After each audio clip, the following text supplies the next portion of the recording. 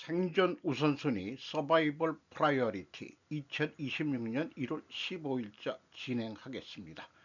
1.25 배속을 보시기 바라고요. 구독, 좋아요 부탁드립니다. 오늘의 편집 내용입니다. 속보, 진퇴양난 빠진 한은 기준금리 5연속 동결.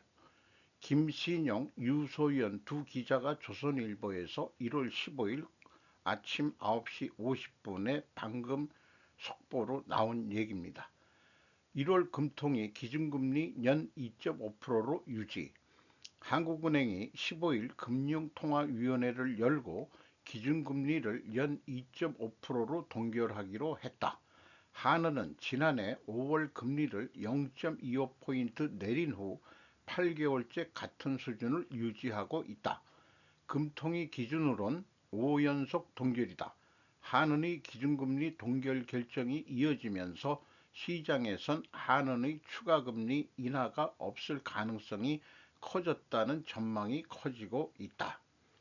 기준금리가 2.5%에 고정된 지금의 상황은 이 수준으로 경제가 잘 돌아가 바꿀 필요가 없는 골디락 이상적 상태와는 거리가 멀다. 금리를 내리기엔 높은 환율과 진정되지 않는 부동산 시장이 발목을 잡고 그렇다고 금리를 올리기엔 반도체 혼자 이끄는 한국 경제에 여전히 불안 요소가 많은 실정이다. 한은으로선 금리를 내리지도 올리지도 못하는 진퇴양난 상태에 빠진 셈이다. 고환율, 고물가, 부동산 부담 내릴 수가 없다. 한은은 기준금리가 어려워진 배경엔 한국 경제의 활력을 떨어뜨리는 고환율과 고물가가 있다. 높은 환율의 원인 중 하나로 지목되는 한미 금리 역전 장기화 또한 금리 인하를 어렵게 만드는 요인이다.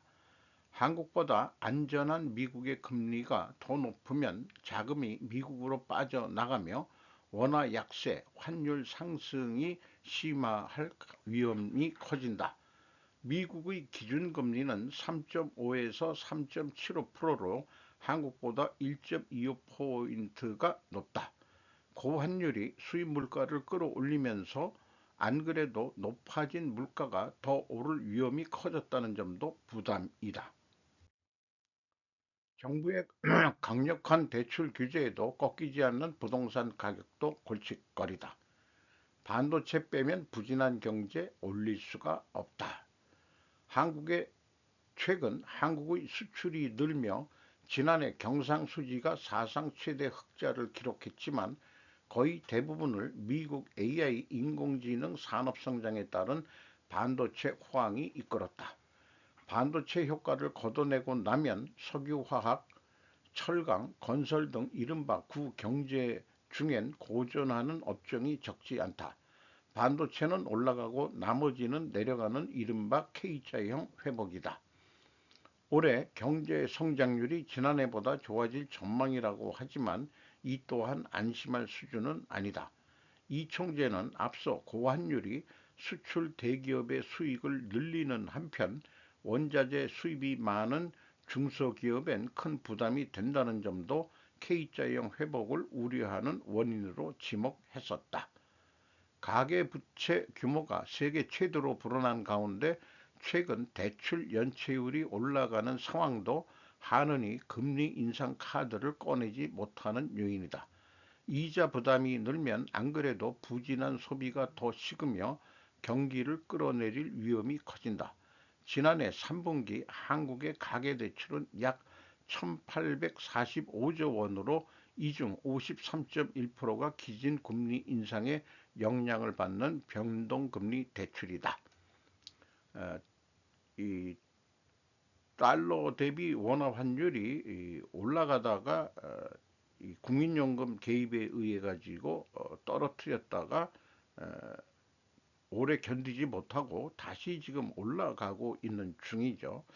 그리고 개인 대출, 저도 신용 대출이 있습니다만은 가산금리라는 게 있어가지고 실제 지금 저는 한 6.9 얼마 네 자리까지 해서 계속 그 연락이 오는데 그래도 조금 내려줬다고 은행에서는 생색은 내고 있습니다. 양국이 성덕태자의 화의 마음으로 연결된다면 이라고 제가 제목을 붙였습니다. 어, 일본 표현으로 쇼토쿠 퇴자라고 얘기도 있는데 이게 성덕퇴자라고 우리 역사에서 많이 나오는 불교를 그 일본에 그 전파했다는 그런 거하고 문물도 전파했다는 거로 우리는 알고 있습니다. 나라현 저도 딱 한 번 가봤는데 이 호류지 가봤습니다. 그 정문을 들어와 가지고 두 정상이 악수를 하면서 사진을 찍는 장면입니다. 이 대통령과 김혜경 여사는 이어 간사이 지역 동포 간담회를 소화한 뒤 1박 2일 일본 방문 일정을 마치고 귀국한다. 고국 관장은 안내 후 오래전부터 한반도와는 문화적 연결고리가 있어 기쁘게 생각한다고 말한 것도 있고 이 대통령이 떠날 때 직접 다시 악수를 하면서 환송하는 다카이치 총리의 모습의 사진을 또 게재를 했네요. 요 그래프는 성장과 안정성에는 하모니라는 말을 경영에서도 그 얘기를 했는데 일본의 그 와가 영어로는 하모니라고 그러는데요. 이것이 기업 경영에도 매우 필요한 거고 지금 한일 관계는 하모니, 화의 마음으로 우리는 화라는 말을 잘 안 씁니다만은 일본은 뭐 쇼와 뭐 이렇게 얘기할 때도 그 화를 많이 쓰죠. 우리말로 우리가 쓰는 용어로는 대동단결하고 유사하지 않을까 저는 그렇게 생각을 합니다. 검증, 성독퇴자 실제의 교과서 등장, 한반도 삼국과도 얽힌 거성, 성독퇴자가 나와서 검색을 해보니까 우리 민단 홈페이지에 이런 그 그림이 있습니다. 일본인 중장년층이 잘 아는 9일만엔짜리 지폐에 사용된 쇼토쿠 퇴자의 초상화, 597년에 도일한 백제 위동학의 아들 아사 태자가 만든 것이라고 한다. 다른 설도 뭐 많다고 이렇게 또 얘기는 하고 있고 오사카시에 정착한 시텐노지 왓소도 제국의 사절을 영접하는 중심은 쇼토쿠 태자다. 이렇게 되어 있는데 조선통신사가 갈 때 많이 그 제연들을 그 긴 거리를 조선통신사가 가는데 이 왓소라는 말이 일본 말에는 없다 그러는데 우리말로 어, 이제 왔소 시텐노지 이거 뭐 어떤 말인지는 잘 모르지만 지금에야 왔소 이런 뜻 아닐까 생각합니다. 그 조선통신사를 쇼토코 태자가 그때는 삼국이었는데 어쨌든 그런 거가 연결돼서 그 나라현과는 역사적인 연결고리가 상당히 있다. 이런 얘기가 되겠네요. 한일 정상 긴밀한 관계 어필 대미중 염두 겹친 계산 지지통신 정치부에서 1월 14일 다카이치 사나의 수상과 한국의 이재명 대통령은 13일 수상의 현지 나라시에서 회담이나 저녁 식사에 임해 양호한 한일 관계를 어필했다. 대면 접촉은 지난해 10월 총리 취임 이후 세 번째다. 하이페이스로 대화를 거듭하는 배경에는 미국이 내향 자세를 강화해 중국이 패권주의적인 움직임을 가속하는 가운데 한일 양국의 긴밀한 제휴가 득책이라는 쌍방의 계산이 있다. 양국이 지역의 안정에 제휴해 역할을 해 나가야 한다. 다카이치 씨는 회담에서 이렇게 강조. 그는 양국의 협력이 무엇보다 중요하다고 화답했다. 일본 총리가 외국 정상을 지방 도시로 맞이하는 것은 드문 일이다. 행사장인 호텔 맞은편 나라시청에는 환영이라고 한국어로 대서한 현수막이 펄럭였다. 두 정상이 지난해 10월 첫 만남을 가진 경주의 자매도시 1500년 교류의 역사가 있어 우호 연출된 안성맞춤인 곳이다. 한일 양국이 접근하는 배경에는 남북미 대륙을 중심으로 하는 서방고를 중시하는 트럼프 미국 대통령이 아시아 등 동방구에 대한 관여를 저하시킬 수 있다는 우려가 있다.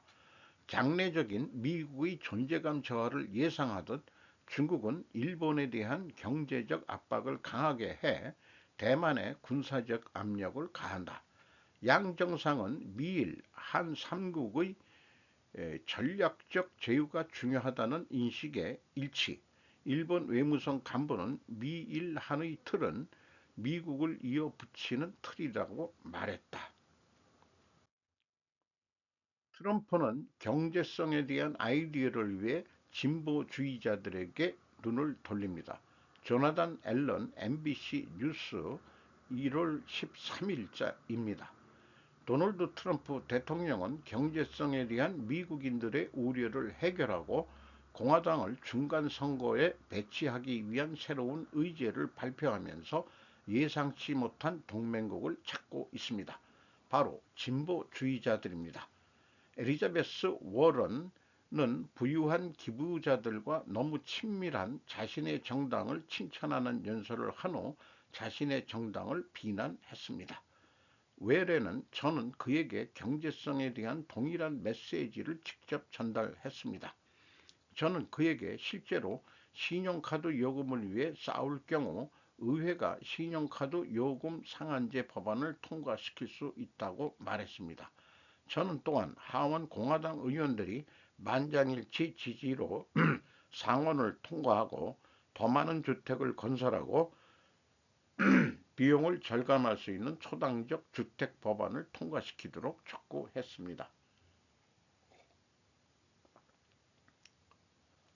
트럼프는 또한 정부가 일부 민간 기업의 지분을 인수하도록 함으로써 전통적인 경제 보수주의자들 사이에서 눈살을 찌푸리게 했습니다.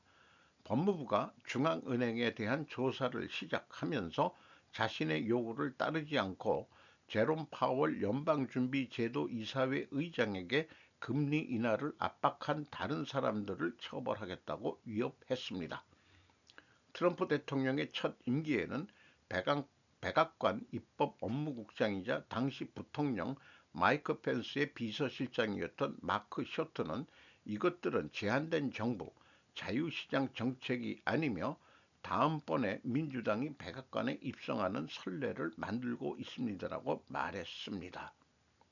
사실 다 읽어보면서 이해가 안 되는 게 영어식 표현이라서 그런지 어떤지는 모르겠습니다만 제목에처럼 공화당이면서도 진보주의자들의 정책을 지금 하는 것도 있다. 이렇게 이해는 됩니다.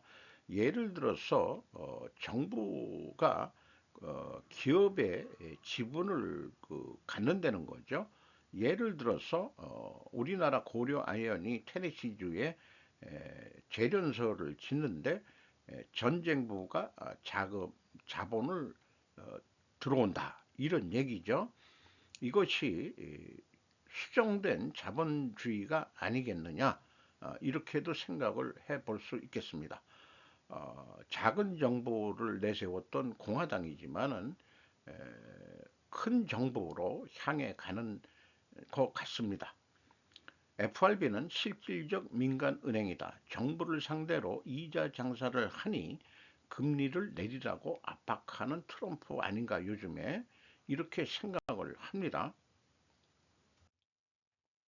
모든 공화당원과 보수 당원들의 침묵을 지키려면 다음 민주당이 민간 부분에 동일한 권력과 역량을 행사하고자 할 때 그들은 어떻게 반대할 것입니까? 버니 샌더스 상원 의원은 트럼프가 일부 진보적 정책을 수용하는 것에 대해 회의적인 입장을 표명하며 지금까지 해온 일과 일치하지 않는다고 말했습니다. 트럼프는 신용카드 금리를 10%로 제한하고 월스트리트가 살인 사건에서 벗어나는 것을 막겠다고 약속했습니다. 대신 그는 대형은행에 신용카드 이자를 최대 30%까지 부과하는 규제를 완화했습니다. 라고 샌더스는 지난주 소셜미디어에게 게시했습니다. 카드 수수료가 우리는 수수료라고 얘기를 하죠. 이거를 30%까지 부과하는 규제 완화를 했다. 요거에 대해서 샌더스 의원이 공격을 하고 있는 거네요. 워런은 또한 월요일에 트럼프가 지금까지 가족을 위한 비용을 인상하는 것 외에는 아무것도 하지 않았다며 실제로 이러한 경제 정책을 진전시키면 지렛대를 사용하고 전화를 받아야 한다고 말했습니다. 일부 법안이 필요한 트럼프의 계획 세부 사항은 여전히 구체화되어야 합니다. 백악관 고위 관계자에 따르면 그는 화요일 디트로이트 경제클럽에서 연설을 통해 세부 사항을 채우기 시작할 예정입니다. 트럼프는 경제성 메시지를 추진하고 추가적인 경제 아이디어를 제시할 계획이며 보다 포괄적인 주택 정책이 곧 발표될 것이라고 이 관계자는 덧붙였습니다. 이 사진은 엘리자베스 워런 상원의원 민주당 그 의원인데 트럼프하고 전화 통화를 했답니다. 여론조사 미국인의 62%가 그린란드에서 미국의 군사 행동에 반대할 것이라고 답했습니다. 앤드류 노마노 기자가 야후뉴스에서 1월 14일입니다. 트럼프는 덴마크가 지배하는 영토와 이란, 콜롬비아, 멕시코, 쿠바에서 무력을 사용하겠다고 위협했습니다. 미국인들은 그가 따라가는 것을 원하지 않습니다.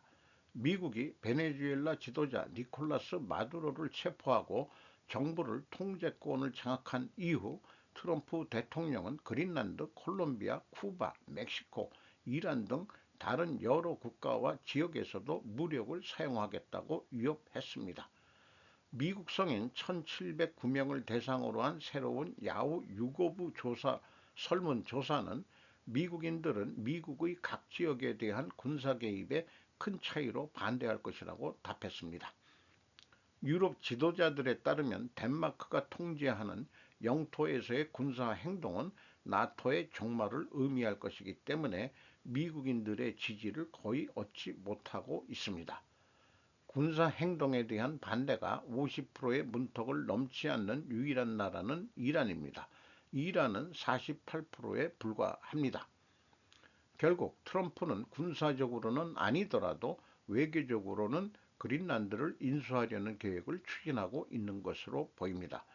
트럼프 대통령이 이를 고속으로 옮기고 싶어 하는 곳이 그린란드다. 이렇게 얘기를 하고 있네요. 셀 아메리카 투자자들은 연준 독립 종료에 대한 두려움으로 미국 자산을 처분합니다. 짐 에드워즈 포춘지의 1월 12일자입니다. 5월에 제롬 파월을 대신해 미국 연방준비제도 이사회 의장이 된 사람은 한 가지를 알고 있습니다. 도널드 트럼프 대통령이 원하는 대로 하지 않으면 형사 기소될 위험이 있다는 것입니다. 파월 의장은 어제 연방 배심원 소환장이 연준 본부 리노베이션 비용 초과 혐의에 대한 의회 발언을 조사하고 있음에도 불구하고 통화 정책을 독립적으로 계속 설정하겠다고 다짐한 특별 성명에서 이 메시지를 명확하게 전달했습니다. 이 새로운 위협은 지난 6월 제 증언이나 연방준비제도 건물개조에 관한 것이 아닙니다. 꼬투리 잡고 들어온다는 얘기죠. 그것들은 핑계입니다. 범죄 혐의의 위협은 연방준비제도 이사회가 대통령의 선호를 따르기보다는 공공에 도움이 될 것이라는 최선의 평가에 따라 금리를 설정한 결과입니다라고 그는 말했습니다. 트레이더들이 독립적인 신뢰성이 부족한 연준 의장이 취임할 것이라는 전망을 소화하면서 시장은 하룻밤 사이에 다시 셀 아메리카 모드로 전환했습니다. 어느 쪽이든 현재 자산관리자들 사이에는 진정한 불확실성이 존재합니다. 지난 수십 년 동안 연준을 기관으로 이해해온 연준은 시야에서 근데 사라지고 있습니다. 클린턴은 앱스타인 조사에서 증언을 하기 위해 소환장을 거부하고 경멸의 대상이 될 위험이 있습니다. 헤일리 폭스 폴리티코에서 1월 14일입니다. 빌과 힐러리 클린턴은 유죄 판결을 받은 성범죄자 제프리 앱스타인에 대한 하원 감독 및 정부개혁위원회의 조사에서 소환장을 거부하고 의회를 모독할 위험이 있다는 이유로 공식적으로 증언을 거부했습니다. 전 대통령과 국무장관은 화요일과 수요일에 비공개 증언을 통해 국회의사당에 출석할 예정이었습니다. 그러나 클린턴 부부의 변호사들은 제임스 코모 하원 감독위원장에게 보낸 서한에서 고객들이 이를 준수하지 않을 것이라고 말했습니다. 폴리토크가 입수한 이 서한은 클린턴 부부가 이미 고 앱스타인의 성매매 사기 혐의로 20년형을 선고받고 복역 중인 기슬레인 맥스웰에 대한 모든 정보를 제공했다고 주장합니다. 이 사진은 1월 20일 그 작년 대통령 취임식에 참석한 클린턴 부부인데요. 참 대단한 이 여자 힐러리가 더 대단하게 느껴집니다. 이런 남자 바람둥이를 클린턴 부부는 1월 13일자 X에 게재된 코모에게 보낸 별도의 서한에서 위원회 위원장의 초점은 앱스타인과 같은 범죄가 다시 발생하는 것을 방지하는 데 맞춰야 하지만 대신 당파적 정치를 하고 있다고 말했습니다. 우리나라를 돕기 위해 해야 할 모든 일에도 불구하고 당신은 말 그대로 우리의 투옥을 초래하도록 설계된 거의 사용되지 않는 절차를 추진하기 위해 의회를 멈추게 할 위기에 처해 있습니다라고 그들은 썼습니다. 참 정치적인 발언이 참 재미있습니다. 이것은 미국의 병폐에서 벗어나는 방법이 아니며 우리는 우리 자신을 강제로 방어할 것입니다. 의회를 경멸하는 사람을 붙잡는데 자주 사용되지 않는 의회 권한은 상징적인 행동부터 징역형을 강요하는 전조에 이르기까지 다양한 의미를 가질 수 있습니다. 하지만 이 시점에서 이 사람들에게 경멸 투표가 극적인 결과를 초래할 수 있다고 믿을 만한 이유가 있습니다. 어쨌든 바람기 있는 빌 클린턴을 데리고 살고 같이 방어하는 힐러리 클린턴이 여장부답다라고 느껴집니다. 사형구형 윤석열,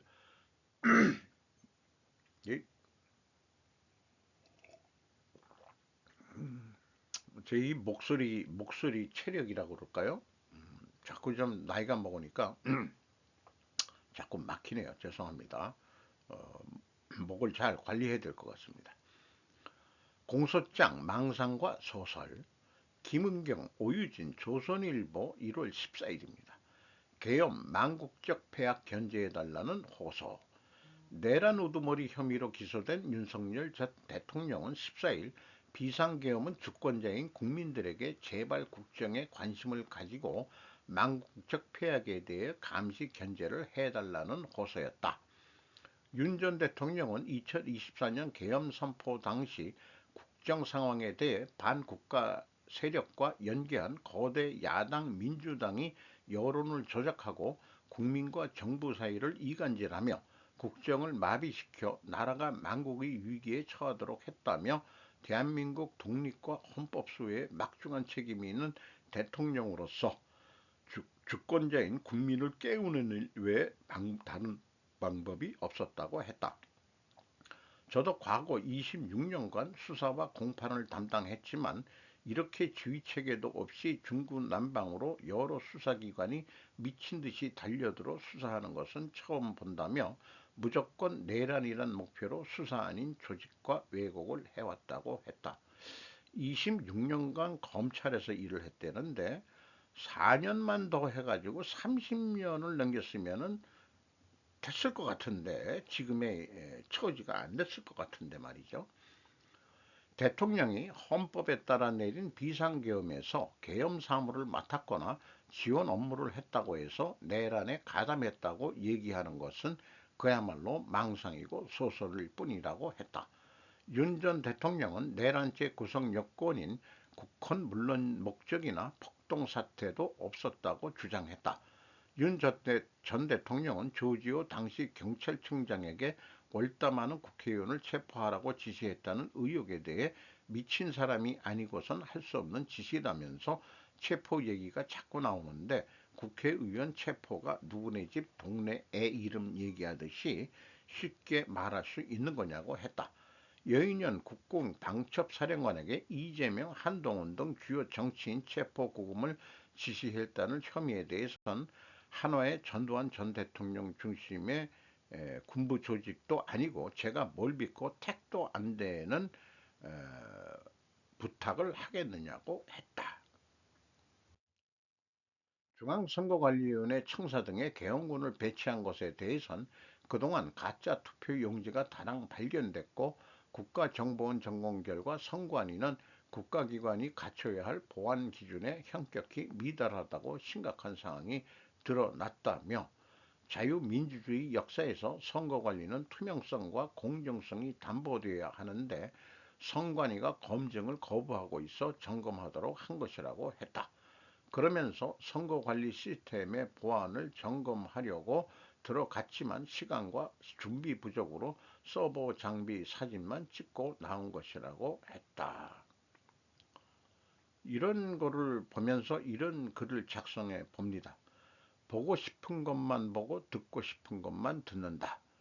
좌우 각각 편향된 편파 보도와 방송은 분명히 있다. 이미 굳어진 사고 방식은 제목처럼 자신의 생각과 판단과 다르면 아예 보지도 듣지도 않는다는 것이다. 과연 모든 사람이 다 그럴까? 분명히 그렇지는 않을 것이다. 제 자신은 좌우를 다 보고 싶긴 하거든요. 구형에 대해서 선고가 내려질 전망이지만 1심의 판결이 확정된 것은 아니다. 항소는 가능하다. 국민 계몽에 대해서는 현재 물음표를 던질 수밖에 없다. 국민을 계몽시킨다. 계몽하는데 극단적인 방법을 택한다. 그렇다고 국민이 계몽이 되려는지, 솔직히 요 부분은 윤이 국민을 좀 무시한 거 아니냐 하는 기분을 지울 수가 없네요. 알면 알수록 김건희 측의 문제가 더 심각한 것 같습니다. 우리 아줌마는 내란 재판 빨리 끝내지 뭐하고 있느냐고 불평입니다. 정치, 사회 분야에서 인과관계 입증은 결코 쉽지 않다는 것을 느낍니다. 그래서 인식의 전환이 계몽일 수는 있는데 이 인식의 전환이라는 것이 무지 어렵습니다. 한동훈 제명은 또 다른 계엄 이번에도 맞겠다. 이게 비유가 조금 제목이 거슬리면은 이런 거에 내가 받아들이지 못하겠다고 그런다면은 뭔가 이 표현의 논리적인 모순이 있다고 생각을 하기 시작합니다. 그래서 제가 소리내어 읽는 그런 거를 하고 있는 거죠. 임정한 문화일보 1월 14일입니다. 재심 신청 생각 없다. 한동훈 전 국민의힘 대표가 국민의힘 윤리위원회가 당원 게시판 사건으로 자신을 제명한 데 대해 14일 계엄을 극복하고 통합해야 할 때 헌법과 민주주의를 파괴하는 또 다른 계엄이 선포된 것이라고 말했다. 특히 한 전 대표는 국민당원과 함께 이번 계엄도 반드시 막겠다고 강조했다. 한 전 대표는 이날 오후 1시 30분 국회에서 긴급 기자회견에서 계엄을 막고 당을 지킨 저를 허위 조작으로 제명했다면서 이같이 밝혔다. 한 전 대표는 윤리위 결정은 이미 결론을 정해놓은 요식행위라며 재심 신청은 의미가 없다고 덧붙였다. 당원 게시판 사건은 지난해 11월 국민의힘 당원 게시판에 올라온 윤석열 전 대통령 부부 비방글에 한 전 대표의 가족이 연루되어 있다는 의혹이다. 앞서 제명이 발표되자 한 전 대표는 국민과 함께 민주주의를 지키겠다고 썼다. 요거는 제 생각인데요. 국힘 당권을 장악하고 있는 다선 의원들이 한동훈을 어떻게든 쫓아내려고 한다. 그들 입장에서는 한동훈이 새내기나 마찬가지죠. 자신들도 계엄을 반성한다고 하면서 계엄 비판글을 빌미로 잡는 것은 치졸한 일진 애들 수준인 거로 이렇게 생각이 들어갑니다. 어, 결국은 그 현재 국힘 내에 그 구닥다리 세력과 신진 세력의 그 나와바리 싸움뿐이 아닌 거죠. 그러니까 국힘 내에 지금 권력 투쟁이 일어나고 있는 건데 그 지금 다선 의원들이 파워가 세니까 한동훈은 외롭게 혼자인데 또 젊고 그러니까 그 학교의 그 일진들이 지금 괴롭힘을 하고 있는 거하고 비유를 해보면 딱 맞을 것 같습니다. 세계 질서의 중심에 이것이 놓인다. 스피커 스튜디오라고 미국에서 방송하는 내용입니다. 정보화 사회가 들어서며 데이터와 금융이 핵심 자산이 되었다. 아이고 죄송합니다. 그러나 4차 산업혁명으로 불리는 현재의 기술 환경은 이 공식을 그대로 유지하지 않는다. 인공지능, 로봇, 자동화 시스템, 대규모 데이터 센터, 그리고 디지털 화폐는 모두 막대한 전력을 필요로 한다. 하지만 자본이 접근할 수 없는 영역이 빠르게 늘어나고 있다. 금융은 디지털로 이동할 수 있지만 에너지는 물리적 제약을 벗어나지 못한다. 이 차이가 현재 세계의 힘의 분포를 다시 짜고 있다. 글로벌 기술 기업들은 알고리즘보다 먼저 전력 계약과 에너지 인프라 확보에 나서고 있다. 화폐는 교환 수단으로 효율적이지만 물리적 자원을 직접 만들어내지는 않는다. 에너지가 권력의 중심으로 이동하면 국가 간 관계도 달라진다. 미국이 에너지 정책을 국가 안보의 핵심 요소로 다루는 원인도 여기에 있다. 앞으로 유럽은 세계 주류 지형에서 밀려나 거대한 박물관으로 전락할 가능성이 크다. 세계 모든 가치는 에너지 위에서 새로운 빈익빈 부익부 체제로 돌입한다. 교육, 의료, 통신, 물류 모두 전력에 의존한다. 현대 사회에서 생산, 군사, 기술, 행정, 통신은 모두 에너지 공급 위에서만 유지된다. 따라서 미래의 권력은 금융 중심부가 아니라 발전소 성장만 에너지 저장 설비에 집중된다.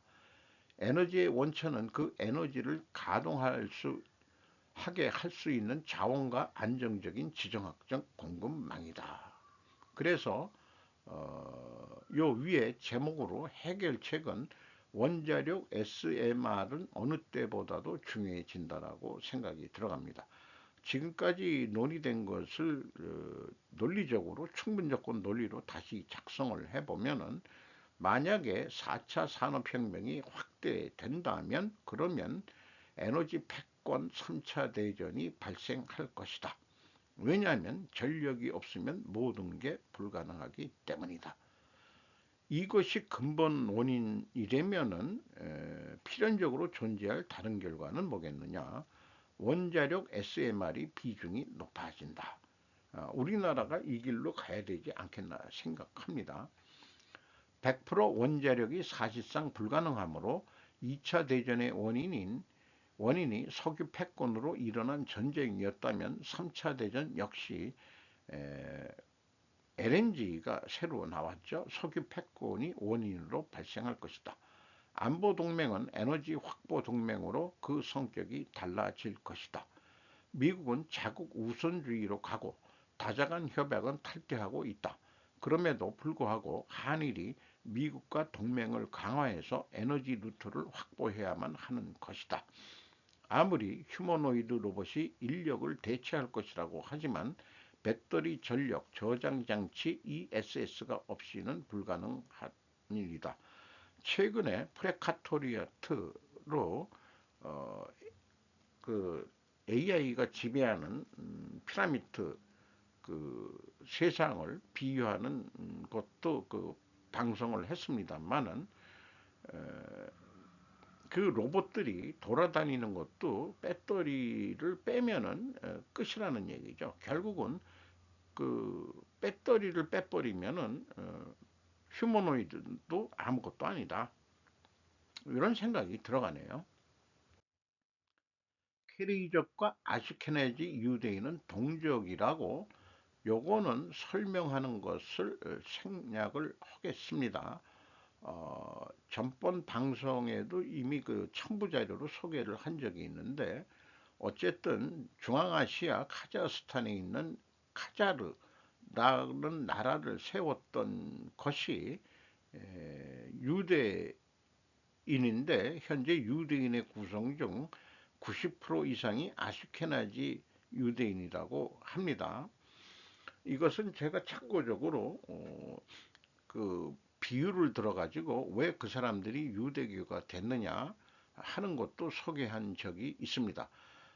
유대교는 유대교를 믿으면은 출신 성분에 관계없이 다 유대인인 것입니다.